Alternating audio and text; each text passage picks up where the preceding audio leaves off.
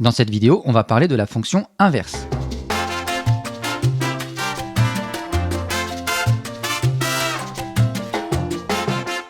La fonction inverse est définie pour tout x différent de 0 par x, on associe 1 sur x, l'inverse de notre réel.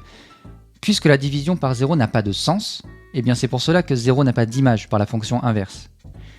Ensuite, la représentation graphique de la fonction inverse est ce qu'on appelle une hyperbole.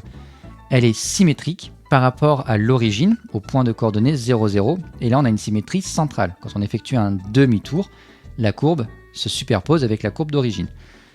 Propriété, la fonction inverse elle est impaire. Pour tout x différent de 0, f de moins x est égal à moins f de x. Et c'est ça qui entraîne d'ailleurs la symétrie centrale dont on vient de parler. On va là aussi pouvoir résoudre graphiquement des équations en utilisant la courbe représentative de la fonction inverse. Si on souhaite résoudre l'équation f de x égale 2, où f est la fonction inverse, eh bien on va tracer notre droite d'équation y égale 2. On n'a qu'une seule intersection avec notre hyperbole, et la solution ici c'est x égale 1,5. Et de façon générale, pour tout x différent de 0, on aura toujours une unique solution à cette équation, puisque pour tous les nombres du domaine de définition de la fonction inverse, on n'a qu'un seul antécédent.